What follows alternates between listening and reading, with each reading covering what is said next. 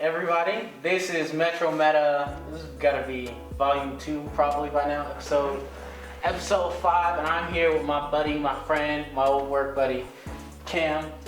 Yes. Say your name for them, because I'm Cam Chemteray. Yeah, I can't pronounce that, so. Yeah. So, I just wanted to talk to you. So during Denver Pop Culture Con, as we've talked multiple times, it had a big focus on Dungeons and Dragons. Yeah. Critical Role was kind of the headlining guest for the event. Yeah, and neither me or Marcus knew anything about it. I am about halfway into the second campaign, so I've been following it for a while now. All right, so I just wanted to, talk to you a bit more of an experienced D&D or a tabletop game player. Yeah, Dungeon Master for 3 years now, I think. You were a Dungeon Master? Yeah, I run the game because none of my friends know how. Dang. Yep. So, I just wanted to talk to you because the only experience I had was I watched one episode of the Outside Xbox Dungeons and Dragons play. Not even the good ones. So it was pretty bad. But I wanted to talk to you. So first up, why don't you give us a rundown of let's start with Critical Role. How does it format? Like, what is it like? It's a weekly web series. They stream for 3 or 4 hours, and they just play a session. Usually their Dungeon Master, Matt Mercer, has a rough idea of what's going to happen, but sometimes the players derail things completely. And they try to find a decent place to stop at the end of that 3 or 4 hour mark. All right. Now, you said that they break it up into campaigns. Now, are those campaigns like when you get into D&D, do you like purchase it and then you purchase each campaign? Is this like an EA thing where they cut it up and then you gotta buy side missions? Yes and no. Like, you can go out and like buy, they call them modules. Those would have, your campaign settings. They would tell you like what the world is, where the NPCs are, what kind of missions you've got going on. But just as many, if not more people write their own campaigns. They'll decide, all right, I want this kind of monster to be the big bad for this campaign.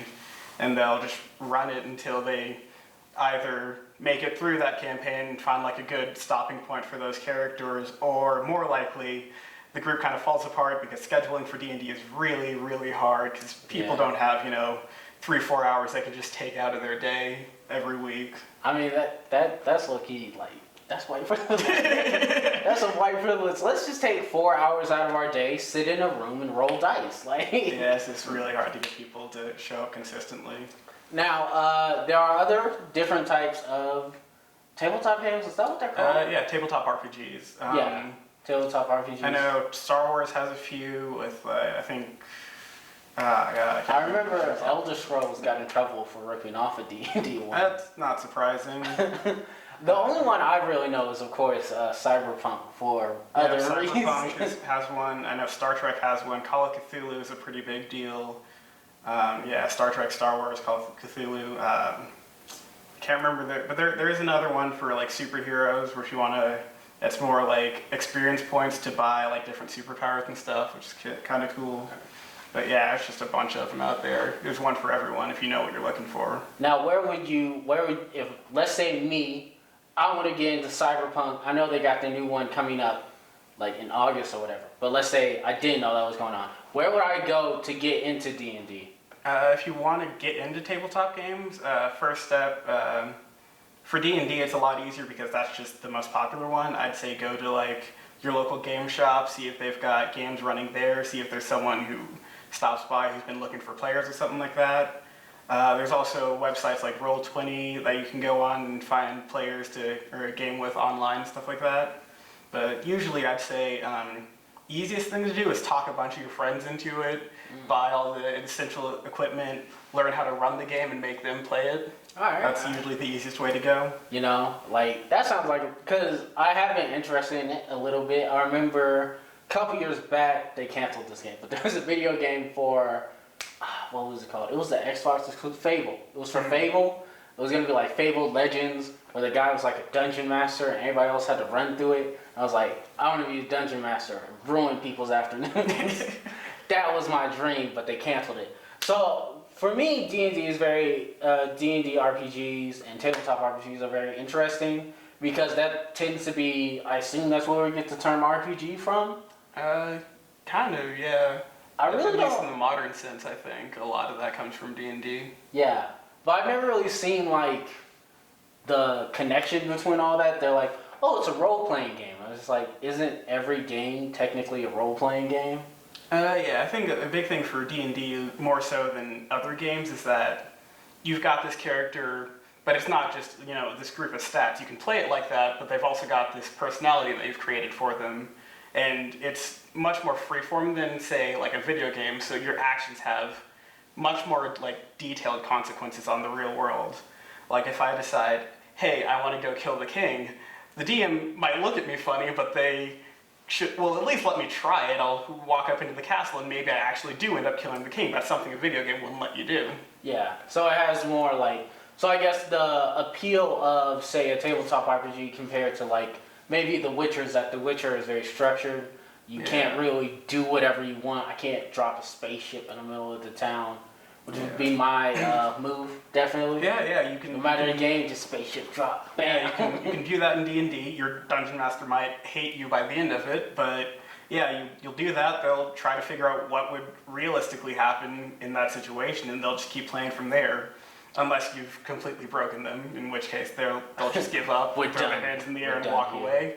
But yeah. So, how did you get into tabletop games?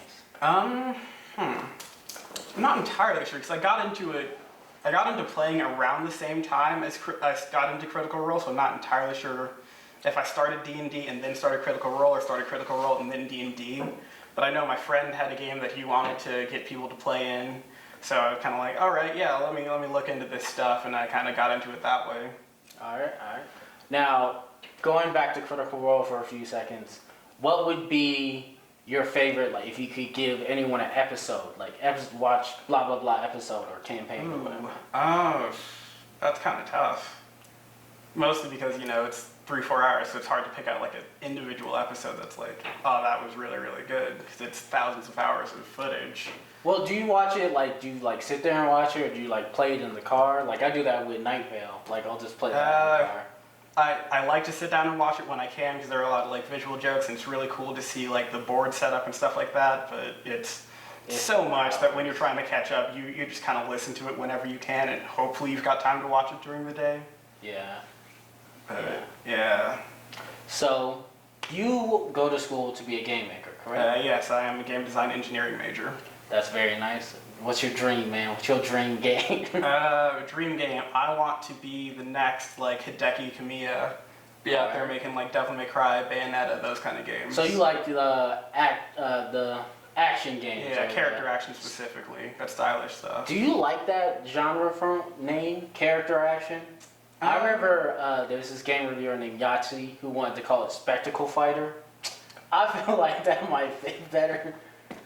I mean, I'm kind of indifferent to the term, but I like that there is a distinction between that and generic action games because there is something different from, say, playing an Uncharted versus Devil May Cry. There's very clear differences in gameplay. Now, a lot of people are upset because Uncharted is technically classified as action-adventure, which basically every game falls under that action. Yeah, is that something that you also feel like they need to just, like, break up? Like that monopoly into more genres, or do you like the broadness? I think it's fine that there is an umbrella term, but I do think it helps to have distinction within that.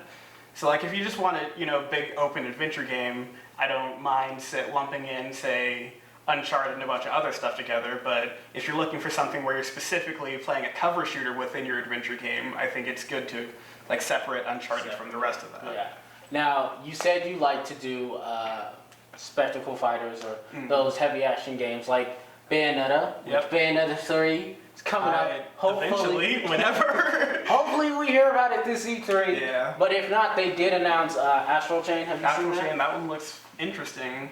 Are you gonna play that? I want to play that. I'm gonna buy it probably day one just to check it out. It looks like Nintendo was like, we need a second Pokemon, and then somebody accidentally sent the letter to Platinum Games instead of anyone Yeah, else. something like that. Platinum Games didn't want to give it up. Yeah, it's gonna be really interesting having like that kind of puppet character going on. Yeah. Now, how do you see that? Because we haven't seen a lot of gameplay of Astral Chain, but how do you see that working as a game designer? You have a puppy character that you're using in addition to your own character. I think it'll work out relatively well. Because with Devil May Cry 5, they introduced their first puppet character in V, and he's got his two familiars, Shadow, which is kind of like a panther, and then Griffin, which is like an eagle or a falcon. And then you can also summon in nightmares as devil triggers, and I think that worked out relatively well. But with Astral Chain, I think it'll be interesting because it feels like both the player and their puppet can attack like with relative competency, so it'll be a lot more interesting seeing how the combos work out with that. Definitely. It looks like a very interesting game. Of course, it comes from the very talented people at Platinum Games. Platinum is So kind of I would like to say, you have to say it right now. What is your favorite Platinum game? I'd say, I think it's a toss-up between Bayonetta 1 and 2. Bayonetta 1 or 2? I definitely I think the weapon variety in Bayonetta 1 a lot more, but there are some things like the quick time events in Bayonetta 1 that I just can't. Yeah, I've been trying to get through Bayonetta 1. That game is hard, okay? Yeah. I'm stuck on a chapter and I don't remember the controls and it's just like, I guess I'm stuck here. Sometimes it's better to just restart and relearn it. Man, but it's well, here's the thing about Bayonetta. Technically, the game is only 6 hours. Yeah, it's not a very long game. None of those games are. It takes so long because you keep dying. Yeah, it's a lot of. Which is why I wouldn't want to get into Dark Souls. That game is already 100 hours, and then you're making it hard. Yeah. Like I don't have that type of time. Yeah, but I think there's a distinction between like the Dark Souls kind of difficulty and like a Bayonetta or a Devil May Cry in difficulty. Now, where would you see that difference be? I think the big thing is how the difficulty is created. In Dark Souls, it's almost like, I don't want to quite say it's unfairness because you go into it expecting that, but it's a lot of, you're not going to get through this the first time, you just have to know to do better when you come through it again. So it's like memorizing and following. Yeah, it's a lot of pattern recognition, whereas with like Bayonetta, Devil May Cry, like Ninja Gaiden and stuff like that, you can beat a boss in your first try, it's just a matter of mastering the game system a lot higher.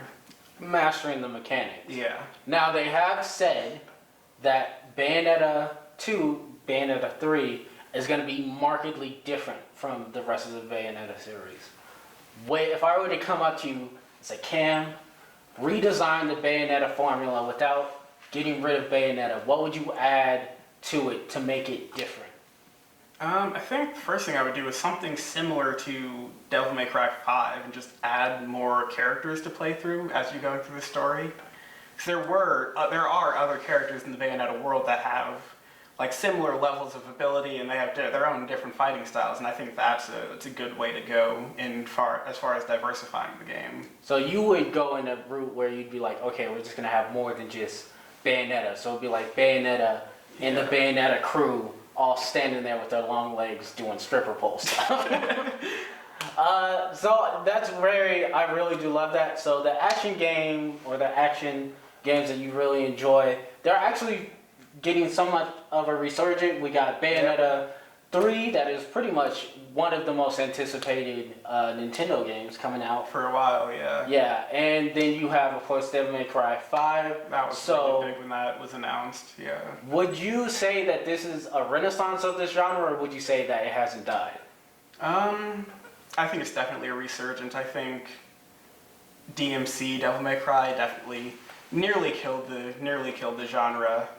Then Devil May Cry 4 Special Edition came out and people kind of had something to hang on to, but I think it's really picked up now that we've got Devil May Cry 3 or Bayonetta 3 is in the works and supposed to come out eventually. Yeah. And Devil May Cry 5 just came out. So if you were to say make a brand new game in that series, in that genre, what studio would you want to tap to make it? Because I have mine, but I want to know yours. I think I'd probably stick with Platinum because that's what they do. They know that genre inside and out. Yeah. Now for me, what I would like to more explore is I would kind of want, because I like open world games, I would sort of want an open world type version of that game. And for that, I would have to tap Ubisoft just because whether or not their open worlds are fun, they're always well designed. And Yeah, I really like that. I really like how Ubisoft, honestly, if I were in charge of Ubisoft, I would shift their goals to just being like, we just basically make tours. Because that's what they do. They basically just make a giant tour museum. And I feel like if they leaned into that more, they'd be so much more successful. It'd just be like, we can remake anything. Any city, we're just remaking it. Yeah. I also want that Harry Potter game that leaked. Anyone out there listening, I want that game. Alright. So going back to tabletop RPGs, I have a little bit of a switch. 3 questions, our last 3 questions for you. Alright, question number 1. If you could take any video game, turn it into a tabletop game, what are you picking? What's your choice? Ooh, that's a good one. I know Pokemon already got one. It did? Yeah, I don't know too much about it. Did you see the Sword and Shield trailers? That looks good. That looks so good. What do you feel about the gigantic Pokemon, the Dynamax evolution? It's ridiculous, it's stupid, and that's the kind of stuff I want in my video games. I do like it, but it does feel like they're adding a bit of a strategy with it, though. Yeah, definitely, because you've only got 3 turns with that. Yeah. So it'll be interesting to see how that plays out. I just want to get a Skitty. I wanted it to go up against the biggest Pokemon I can find. And I'm going to play it, and then I'm going to play the Attack on Titan music in the background. That's my goal in that game. Once I do that, I'm going to be like, I'm done. All right, back to the question. Which game would you like to be a tabletop game? I think seeing something similar to Breath of the Wild, where you've got that like really open world, and you've got an emphasis on environmental interaction.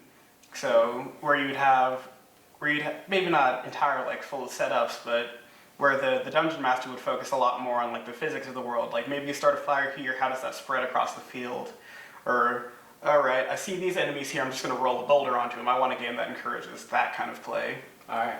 I really like that ideal, just because Breath of the Wild was so much fun. Yeah, it was amazing. Breath of the Wild, tabletop, definitely play that. Now, if you could take a tabletop game and make that into a video game, what would you pick? Okay, Because we already have Cyberpunk.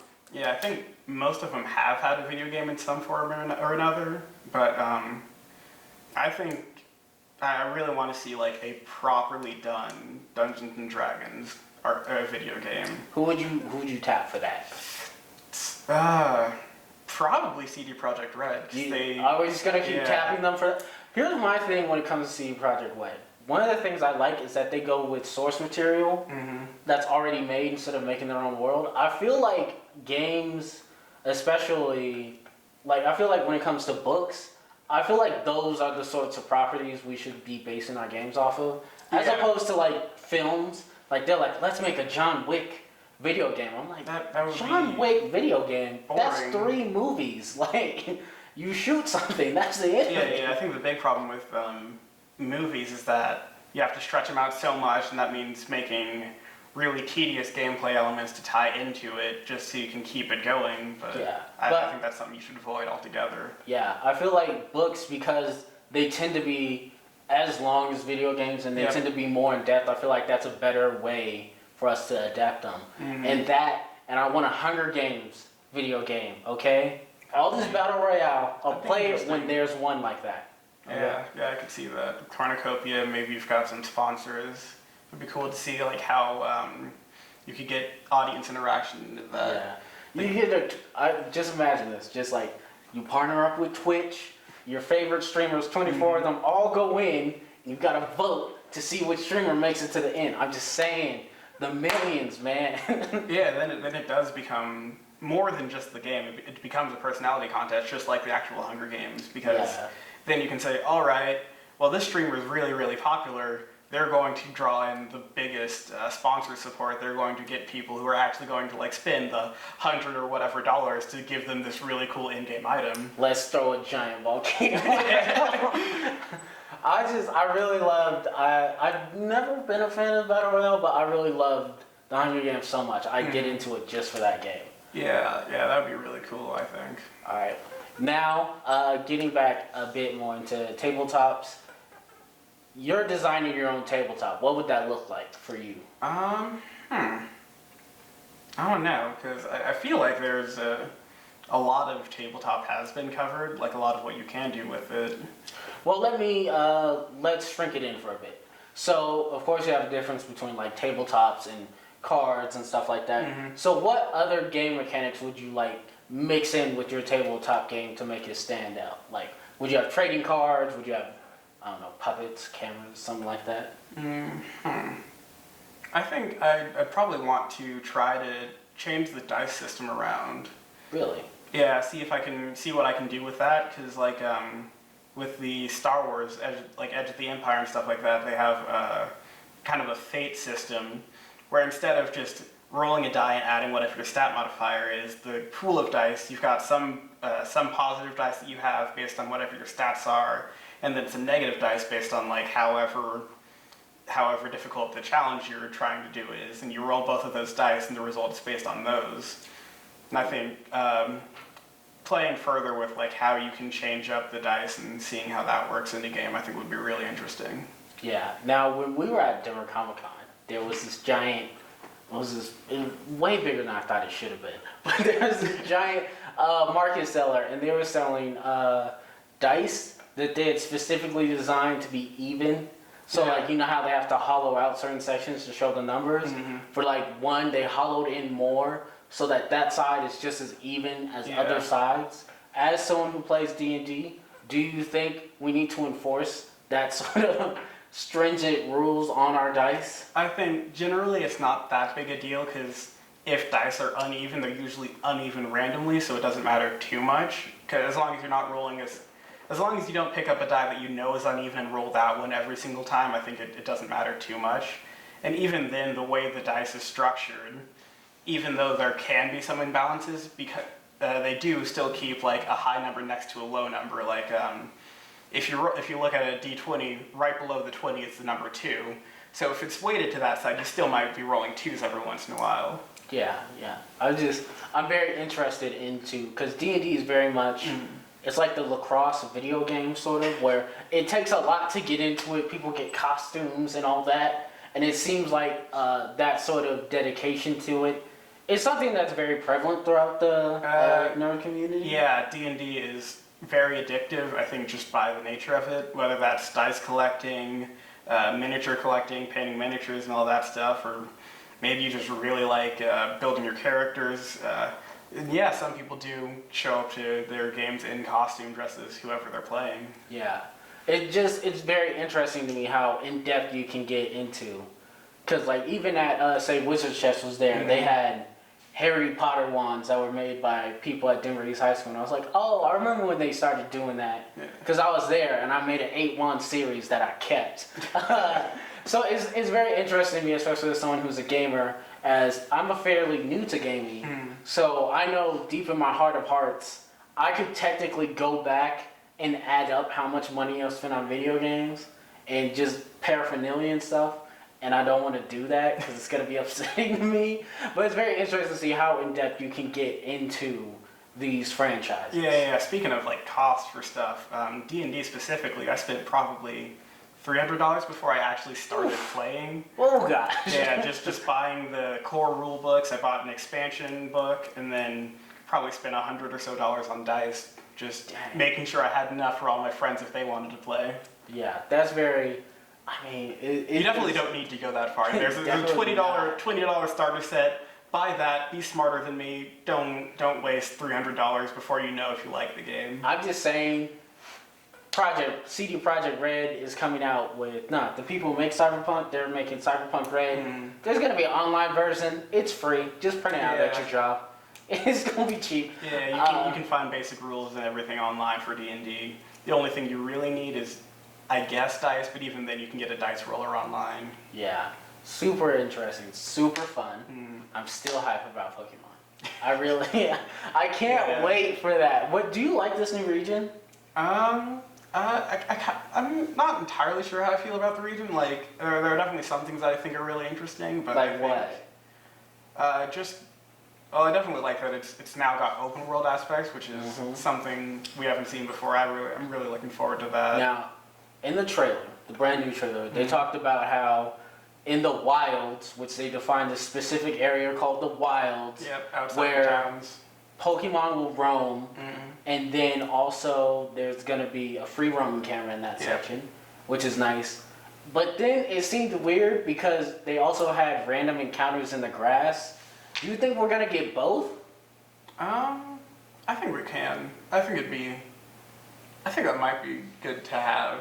I feel like specifically tall grass, there will be just random encounters every once in a while, but you can also see, all right, there's that Pokemon, I'm going to go out and catch that as well. Yeah, I like getting the mix between that because you had people who were very upset at Let's Go, like this dumbed down, but the roaming Pokemon was something that people really loved. Yeah. And I feel like this is Game Freak testing the waters to see, can we make a Pokemon Breath of the Wild? Or is the world not ready for Pokemon Breath of the Wild? Yeah, going back to that free roaming aspect, I don't think you could pull it off unless you had Pokemon just walking around in the wild. I think it would look too weird if you only saw Pokemon when you walked into tall grass. Yeah. Now, I will say, I still want Pokemon Grand Theft Auto. I think that would be fun. I feel like the people to make that should be Platinum Games. Because I feel like Nintendo, out of all the developers, like they tend to have their pedigrees. Nintendo doesn't have like a bad guy developer. I want Nintendo to get one of those.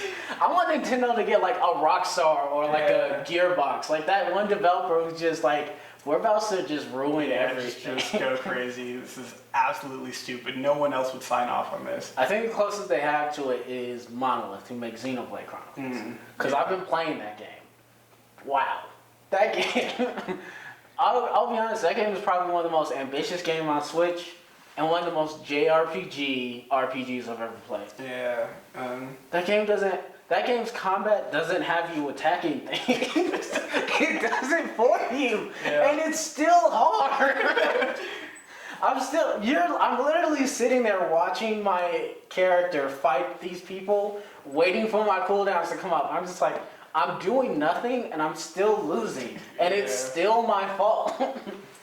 It's just very interesting, and just the designs of some of their blades and characters. I'm just like, wow, they really Japan this up. I will say I still want a Yakuza on the Switch. I've been playing part of Yakuza. That'd be cool. That'd be fun to play. That game's been fun. But yeah, actually going back to that Pokemon Grand Theft Auto, like, as ridiculous as it sounds, like, it might actually happen. Nintendo's been, like, really, like, relaxed on their censorship recently. I mean, they might do something crazy like that. I can't imagine a single studio who wouldn't jump at the opportunity just to do... I'm pretty sure Ubisoft is just sitting there waiting for it with the design doc, just like, come on, Nintendo. Yeah, I don't think anyone would turn down the opportunity to work on a Pokemon game if they got, like, full control over it. Yeah, I think one of my favorite games, just to think about the pitch meeting, has got to be Mario Rabbids Kingdom Battle. Yeah, that had to be crazy. Because I guarantee you what happened was, they were just standing around the water cooler and they're like, hey, Nintendo's letting us play with Mario. And then they just started out yelling stupid ideas for games. They're just like, what about a Peach Assassin's Creed game? And then they just kept talking, and one guy was like, nah. XCOM plus Mario Rabbids. And then just the president of Ubisoft just came out of his wallets and was just like, that sounds amazing. I'll call Nintendo now. And he just had this face of developers going, but we didn't want to. That game alone, I feel like, is very interesting. Yeah. That, and I really do enjoy Nintendo's outreach towards third parties, because they're definitely making that, they're definitely making better strides with Bethesda, who's putting a lot of games out in there, and they're making definite strides with Ubisoft. Those are the two big ones. EA is not doing anything, but nobody likes EA anymore. Yeah, Did you see the new Star Wars game? Did you see that? I haven't looked at it yet. It wasn't that good. I feel so bad. It was not that good. Like, I was watching it this morning. It was made by the amazing people at Respawn who made Titanfall 2, the greatest multiplayer game ever. And like, when Jim started to point out, this is a lot of walking. Like, it was a lot of like platforming, and like, it's almost as if, you know how Uncharted, they have all those weird sections where you're like climbing and then you're pushing things over, but they never put those in the trailer because nobody likes them. Yeah. It's like they decided to not do that. They didn't cut it out of the trailer. And then even when they got into the combat, I'm just like, this is fairly easy. And it's not like he was facing like 100 clones. It was like 4 or 5 people. I was just like, this isn't looking that good. Yeah. I think it would be cool to see like a Dynasty Warriors style Star Wars game. Now, where it is like 1 versus 100 and you're just mowing down like clone troopers, battle droids and stuff like that. I can't be happy with Dynasty Warriors because they took Persona S from us. I can't be happy about that. Persona S, I'm still mad about that. But I am excited for Persona Royal. That game looks awesome. I can't wait for that. Yeah. Can't wait to spend another 100 hours in that game. I'm still on my second playthrough of that game. It's so I like my second playthrough so much though because I have all my upper tier gear and I'm just mowing through everything. But that's all the time I have. But it's been so fun talking to you, Cam, about video games and tabletop games. Do you have anything you want to like spout on my channel? Not really. I don't do anything. Really? You know? I have no boxing match, anything? No, nothing coming up yet. Nah, alright then. But so fun to see you, bro. Yeah, it's been Can't good. wait to do it again.